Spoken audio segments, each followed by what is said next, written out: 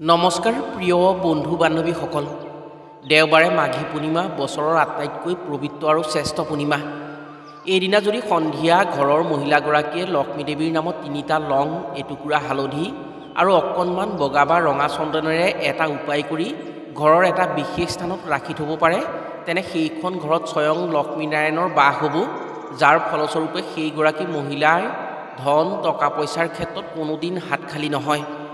সেইগৰাকী মহিলাৰ ভাগ্য ইমানেই শক্তিশালী হ'ব যে তেওঁৰ ভাগ্যৰ দ্বাৰাই ঘৰখনলৈ সুখ সমৃদ্ধি আহিব আৰু উপায় কৰা বস্তুটো যিমান দিনলৈকে তেওঁ ৰাখিব পাৰিব, সিমান দিনলৈকে লক্ষ্মী দেৱীৰ পূৰ্ণ কৃপাত তেওঁ ধন টকা পইচাৰ সুখ পাব। এই উপায় মাঘী পূৰ্ণিমাৰ দিনা যিগৰাকী মহিলাই কৰে, তেওঁ ঘৰত কেতিয়াও দুখ কষ্ট দৰিদ্ৰতা আহিব নোৱাৰে। মাতা লক্ষ্মীৰ বিশেষ কৃপাত সেইগৰাকী মহিলাই ঘৰৰ সকলোকে নিজৰ অধীনত ৰাখিব পাৰে। তেওঁ যিদৰে আশা কৰে ঘৰখন তেনেকৈ পৰিচালিত হয়। আজিৰ ভিডিঅ'ত আমি আপোনাক জনাম মাঘী পূৰ্ণিমাৰ দিনা নিজৰ ঘৰত কি কি কাম কৰিব পাৰিলে ঘৰখনৰ সৰ্বপ্ৰকাৰে উন্নতি হৈ লক্ষ্মীনাৰায়ণৰ কৃপাত ঘৰৰ পৰা দুখ দৰিদ্ৰতা অভাৱ অনাটন দূৰ হয়। এইদিনা মাতা লক্ষ্মীৰ নামত মহিলাই কি উপায় সন্ধিয়া কৰি ৰাখিব পাৰিলে সেই বস্তুটো ঘৰৰ এটা বিশেষ স্থানত ৰাখি থ'লে সেই মহিলা লক্ষ্মী দেৱীৰ দ্বাৰা সৌভাগ্যশালী হৈ তেওঁ জীৱনত অভাৱ অনাটন আহিব নোৱাৰে। গতিকে আজিৰ ভিডিঅ'টো প্ৰতিখন ঘৰৰ বাবে আৰু প্ৰতিগৰাকী মহিলাৰ বাবেই অতি দৰকাৰী ভিডিঅ'। যিগৰাকী মহিলাই আজিৰ ভিডিঅ'টো সম্পূৰ্ণকৈ চাই মাঘ পূৰ্ণিমাৰ দিনা সন্ধিয়া নিজৰ ঘৰত এই বিশেষ উপায়টো কৰি ৰাখিব পাৰে, তেওঁ কোনোদিন দুখ দৰিদ্ৰতাৰ সৈতে মুখামুখি হ'বলগীয়া নহয়। মাতা লক্ষ্মীৰ কৃপাত তেওঁৰ হাত কেতিয়াও খালী নহয়। তেওঁৰ সৌভাগ্যৰ দ্বাৰাই ঘৰলৈ উন্নতি আহি সদায় সুখ শান্তি লাভ কৰিব পাৰিব। গতিকে মাঘী পূৰ্ণিমাৰ আগত যদি মহিলাসকলে আজিৰ ভিডিঅ'টোৰ কথাখিনি শুনি মাঘী পূৰ্ণিমাৰ দিনা সেই কামটো কৰিব পাৰে, তেনে তেওঁলোকে নিশ্চয় উপকৃত হোৱাৰ সুযোগ পাব। প্ৰিয় বন্ধু বান্ধৱীসকল, উপায়টো আৰু কথাখিনি কোৱাৰ আগতেই আপোনাক এটি সৰু অনুৰোধ জনাওঁ। ভিডিঅ'টো যদি ভাল পায় তেনে এটা লাইক কৰাৰ লগতে কমেণ্ট বক্সত জয় মা লক্ষ্মী বা ওম লক্ষ্মীনাৰায়ণী নমঃ বুলি লিখিবলৈ কেতিয়াও নাপাহৰিব। আৰু যদি আমাৰ চেনেললৈ প্ৰথম আহিছে তেনে চেনেলটো ছাবস্ক্ৰাইব কৰাৰ লগতে অন্য 10জনে উপকৃত হোৱাকৈ ভিডিঅ'টো শ্বেয়াৰ কৰিবলৈ অনুৰোধ জনালোঁ। শাস্ত্ৰমতে মাঘী পূৰ্ণিমাৰ মহত্ব আৰু পবিত্ৰতা বছৰৰ আনবোৰ পূৰ্ণিমাতকৈ বহুত বেছি। এইদিনা যদি শুদ্ধভাৱে মাঘী পূৰ্ণিমা ব্ৰত পালন কৰা হয়, তেনে লক্ষ্মীনাৰায়ণৰ কৃপাৰ লগতে সকলো দেৱী দেৱতাৰ পৰম কৃপাত উন্নতি হয় যিকোনো ব্যক্তিৰ জীৱনত। হিন্দু পঞ্জিকা আৰু জ্যোতিষশাস্ত্ৰ অনুসৰি 2026 বৰ্ষৰ মাঘী পূৰ্ণিমাৰ তিথি 1 ফেব্ৰুৱাৰী দেওবাৰে ৰাতিপুৱা 5:44 আৰম্ভ হৈ 2 ফেব্ৰুৱাৰী সোমবাৰে ৰাতি 4:49 সমাপ্ত হ'ব। উদয় তিথি অনুসৰি মাঘী পূৰ্ণিমাৰ নিয়ম ব্ৰত উপবাস যিকোনো উপায় বা প্ৰতিকাৰ 1 ফেব্ৰুৱাৰী দেওবাৰে কৰিব লাগিব। এইদিনা যদি সঠিক নিয়মত ভগৱান বিষ্ণু আৰু মাতা লক্ষ্মীক পূজা প্ৰাৰ্থনা কৰিব পৰা হয়, তেনে জনম জনমৰ সাধনাৰ ফলপ্ৰাপ্তি হয় বুলি বিশ্বাস কৰা হয়। শাস্ত্ৰ অনুসৰি যুগ যুগ ধৰি যোগী মহাযোগীসকলে ভগৱান বিষ্ণু আৰু মাতা লক্ষ্মীক পূজা অৰ্চনা কৰি নিজৰ তপোবল বঢ়োৱাৰ লগতে জীৱনত মহাপুণ্য অৰ্জন কৰিবলৈ সক্ষম হৈছে মাঘী পূৰ্ণিমাৰ দিনা। এইদিনা গংগাত স্নান কৰাৰ নিয়ম আছে। বেদ পুৰাণ অনুসৰি মাঘী পূৰ্ণিমাৰ দিনা দেৱী দেৱতাসকলে গংগা নদীত স্নান কৰে। সেয়েহে 12 বছৰৰ মূৰে মূৰে মহাকুম্ভমেলা আয়োজন কৰা হয় আৰু কুম্ভমেলা দৰ্শন কৰি যদি মাঘী পূৰ্ণিমাৰ দিনা গংগাত স্নান কৰে, তেনে জীৱনৰ সমস্ত পাপ খণ্ডন হয় বুলি বিশ্বাস কৰা হয়। আপুনিও যদি আপোনাৰ ঘৰত সকলো অপায়মংগল দূৰ কৰি ভগৱান শ্ৰীহৰি বিষ্ণু আৰু মাতা লক্ষ্মীৰ কৃপাত ঘৰখনৰ উন্নতিৰ কথা চিন্তা কৰে, আজিৰ ভিডিঅ'ত কোৱা কামখিনি মাঘী পূৰ্ণিমাৰ দিনা কৰাৰ লগতে ঘৰৰ মহিলাগৰাকীয়ে পূৰ্ণিমাৰ দিনা নিজৰ ঘৰত সন্ধিয়া উপায়টো কৰি উপায় কৰা বস্তুটো ঘৰৰ এটা বিশেষ স্থানত ৰাখি থৈ দিয়ক। মা লক্ষ্মীৰ সম্পূৰ্ণ কৃপা দৃষ্টি পৰিব আপোনাৰ ঘৰত। অন্যহাতে এইদিনা জ্যোতিষশাস্ত্ৰৰ মতে চন্দ্ৰ দেৱতাৰ 16 কলা পূৰ্ণ হয়। এইদিনা কৰা কামৰ ফলত বা উপায়ৰ ফলত চন্দ্ৰ দেৱতাৰ দোষৰ পৰা মুক্ত হ'ব পৰা হয়। দুশ্চিন্তা আৰু মনৰ অশান্তিৰ পৰা পৰিত্ৰাণ পোৱা হয়।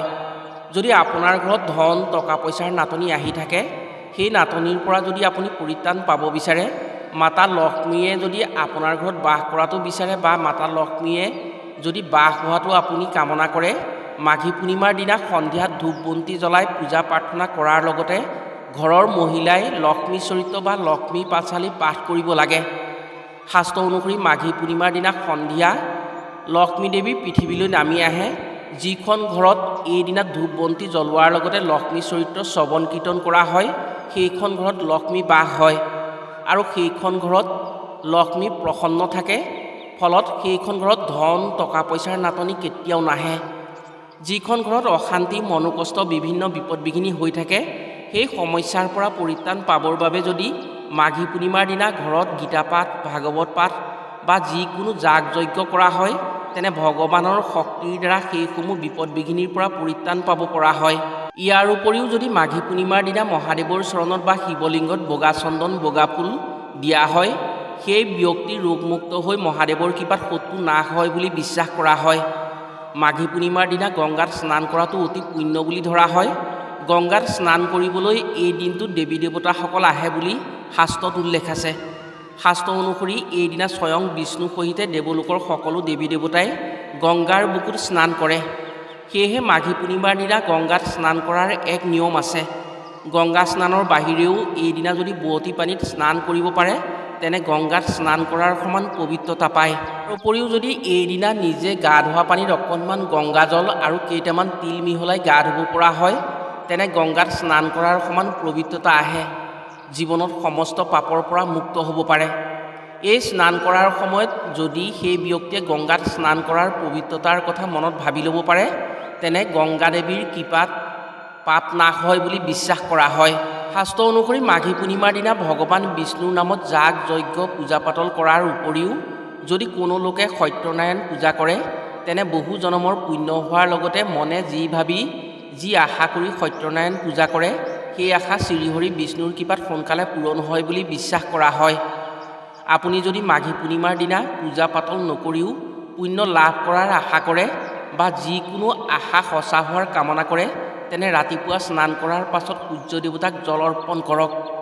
এটা তামৰ পাত্ৰত যদি কিছু শুদ্ধ পানীত অকণমান ৰঙা চন্দনৰ গুৰি মিহলাই তাত 3 পাহ বা 5 পাহ ৰঙা ফুল দি সূৰ্যদেৱক জল অৰ্ঘ্য দিব পৰা হয় কোনো ব্যক্তিয়ে, তেনে সেই সময়ত মুখেৰে যি আশা প্ৰকাশ কৰিব, খুব কম দিনত সূৰ্যৰ আশীৰ্বাদত সেই আশা পূৰণ হয় বুলি বিশ্বাস কৰা হয়।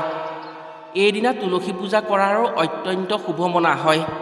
এইদিনা তুলসীৰ তলত বন্তি জ্বলোৱাৰ লগতে ৰাতিপুৱা স্নান কৰি তুলসী গছত জল নিবেদন কৰিব লাগে। এই পানীত যদি হালধীয়া ফুল আৰু হালধি মিহলাই ল'ব পৰা হয়, তেনে ভগৱান বিষ্ণুৰ কৃপাত দুখ দৰিদ্ৰতাৰ অন্ত পৰে। শাস্ত্ৰ অনুসৰি এইদিনা তুলসীৰ তলত মাতা লক্ষ্মী আৰু ভগৱান বিষ্ণু বিৰাজমান হৈ থাকে। সেয়েহে এইদিনা যদি তুলসীৰ তলত বন্তি জ্বলোৱাৰ সময়ত ভক্তিৰে ভগৱান বিষ্ণুক পূজা প্ৰাৰ্থনা কৰি 108 বাৰ ওম লক্ষ্মীনাৰায়ণে নমঃ মন্ত্ৰটি জপ কৰি কিবা আশা কৰা হয়, তেনে সেই আশা সোনকালে পূৰণ হয়। এই কামৰ জৰিয়তে ধন প্ৰাপ্তিও কৰিব পাৰে। মাঘী পূৰ্ণিমাৰ দিনা কৰা এই কামৰ ফলত দৰিদ্ৰতা নাশ হয়। প্ৰিয় বন্ধু বান্ধৱীসকল, এতিয়া মাঘী পূৰ্ণিমাৰ দিনা সন্ধিয়া মহিলাই ঘৰত কি উপায় কৰিব পাৰিলে লক্ষ্মী দেৱীৰ বিশেষ কৃপাত ঘৰত দুখ দৰিদ্ৰতা অন্ত কৰি সুখ সমৃদ্ধি লাভ কৰিব পাৰে, সেই কথা জানো আহক। সাধাৰণতে এই উপায় মহিলাসকলে কৰিব পাৰিলে অতি মংগলজনক হয়। মাঘী পূৰ্ণিমাৰ দিনা সন্ধিয়া মহিলাসকলে এই উপায় কৰিব লাগে। মাঘী পূৰ্ণিমাৰ দিনা কৰা এই উপায়ৰ ফলত বহুতো সুফল পাবলৈ সক্ষম হয়। সেয়েহে উপায়টোৰ কথা কোৱাৰ আগতেই আপোনাক কওঁ, লক্ষ্মী দেৱীৰ নামত কৰা এই উপায় কেতিয়াও অনাদৰ নকৰিব। যদি আপুনি অনাদৰ কৰে, তেনে লক্ষ্মী দেৱীৰ ৰোষত পৰিবলগীয়া হ'ব পাৰে। উপায়টো অতি ক্ষমতাশালী উপায়। যদি শুদ্ধ সত্যভাৱে কৰিব পাৰে, আপোনাৰ জীৱনত কেতিয়াও ধন টকা পইচাৰ অভাৱ অনাটন নহয়। বহুত ধনী নহ'লেও আনক কেতিয়াও আপুনি হাত পাতিবলগীয়া নহয়। মাঘী পূৰ্ণিমাৰ দিনা প্ৰতিখন ঘৰতেই মহিলাসকলে এই উপায়টো কৰিব লাগে। মাঘী পূৰ্ণিমাৰ দিনা সন্ধিয়া স্নান কৰিব। স্নান কৰি মাতা লক্ষ্মীৰ চৰণত এগছি বন্তি জ্বলাব। ইয়াৰ পিছত এটা দীঘলীয়া সৰু টেমাৰ নিচিনা পাত্ৰ ল'ব। তাত 5টা লং, এটুকুৰা হালধি, অকণমান চন্দনৰ গুৰি, 5টা অক্ষত অৰ্থাৎ নভগা নিচিঙা চাউল ল'ব। লক্ষ্মী দেৱীৰ চৰণত যেতিয়া বন্তি জ্বলাই প্ৰাৰ্থনা কৰিব, তেতিয়া মাতাৰ চৰণত স্পৰ্শ হোৱাকৈ আপুনি এই পাত্ৰটো ৰাখি দিব। মাতা লক্ষ্মী পদুম ফুলত বহি থকা ফটো বা মূৰ্তিৰ চৰণতহে বা ওচৰতহে এই উপায়টো কৰিব। পাত্ৰটোত বস্তুকেইটা ভৰাই সেই পাত্ৰটো মুখখন এখন ৰঙা কাপোৰেৰে বান্ধি দিব। মাৰ চৰণত পাত্ৰটো ৰাখি 2 হাতেৰে স্পৰ্শ কৰি মাতা লক্ষ্মীৰ বীজ মন্ত্ৰ 7 বাৰ উচ্চাৰণ কৰিব। মাতা লক্ষ্মীৰ বীজ মন্ত্ৰটো হৈছে ওম ৰিং ক্লিং শ্ৰীং ধনলক্ষ্মীয়ে নমঃ। ওম ৰিং ক্লিং শ্ৰীং ধনলক্ষ্মীয়ে নমঃ। আপুনি সেই পাত্ৰটো সেইদিনা তেনেকৈ থাকিবলৈ দিব। গোটেই ৰাতিটো পাত্ৰটো মাৰ চৰণত থাকিবলৈ দিব। পিছদিনা ৰাতিপুৱা স্নান কৰি সেই পাত্ৰটো আনি ঘৰৰ উত্তৰ পূব দিশত এনে এটা ঠাইত ৰাখিব যাতে অন্য মানুহে নেদেখে বা চকুত নপৰে। আৰু আপুনি কামটো কৰোঁতে যাতে কোনেও আমনি কৰিব নোৱাৰে, আপোনাক লক্ষ্যভ্ৰষ্ট কৰিব নোৱাৰে, তাৰ প্ৰতি লক্ষ্য ৰাখিব। পাত্ৰটো আপুনি ঘৰৰ উত্তৰ পূব কোণত ৰাখি বা থৈ পূবমুৱাকৈ মা লক্ষ্মীক স্মৰণ কৰি চকু মুদি এটা মন্ত্ৰ 7 বাৰ উচ্চাৰণ কৰিব। সেই মন্ত্ৰটো উচ্চাৰণ কৰোঁতে এটা কথাৰ প্ৰতি আপুনি ধ্যান দিব। আপুনি মন্ত্ৰটি উচ্চাৰণ কৰি থাকোঁতে এখন হাত পাত্ৰটোত দিব, আনখন হাত পাত্ৰটোৰ তলত দি থ'ব। মন্ত্ৰটি হৈছে ওম ধনলক্ষ্মীয়ে নমঃ। ওম ধনলক্ষ্মীয়ে নমঃ। ইয়াৰ পিছত আপুনি সেই স্থানত পাত্ৰটো ৰাখি দিব। যেতিয়া আপুনি পাত্ৰটো নিজৰ হাতৰ পৰা এৰি দিব তেতিয়া ভাবিব আপোনাৰ হাত খালি কেতিয়াও নহয়, মাতা লক্ষ্মীৰ কৃপাত আপুনি সদায় ধন টকা পইচাৰ ক্ষেত্ৰত সুখী হ'ব পাৰিব। এই উপায় যিগৰাকী মহিলাই মাঘী পূৰ্ণিমাৰ দিনা কৰে সেই পাত্ৰটো তেনেকৈ ৰাখিব পাৰে, সেইগৰাকী মহিলাৰ হাত খালি কেতিয়াও নহয়, মাতা লক্ষ্মীৰ কৃপাত সেইগৰাকী মহিলাৰ ধন টকা পইচাৰ ক্ষেত্ৰত অতি সৌভাগ্যৱতী হয় আৰু তেওঁৰ হাতত ধন টকা পইচা থাকিবই। প্ৰিয় বন্ধু বান্ধৱীসকল, মাঘী পূৰ্ণিমাৰ ক্ষমতা আৰু মহত্ব অতি প্ৰভাৱশালী। সেয়েহে যদি আপোনাৰ সমস্যা দূৰ কৰিবৰ বাবে এই কাম কৰিব পাৰে তেনে আপুনি নিশ্চিতভাৱে ভগৱান শ্ৰীহৰি আৰু মাতা লক্ষ্মীৰ কৃপাত দৰিদ্ৰতা দূৰ কৰি সুখী হ'ব পাৰিব। আশা কৰিছোঁ কামসমূহ কৰি নিশ্চয় উপকৃত হোৱাৰ সুযোগ পাব। আজিলৈ ভিডিঅ'টো ইমানতে সামৰিছোঁ। পুনৰ অন্য এটি ভিডিঅ'ৰ জৰিয়তে লগ পোৱাৰ আশাৰে আজিলৈ আহোঁ। সকলো ভালে থাকক, সুস্থ থাকক। ধন্যবাদ।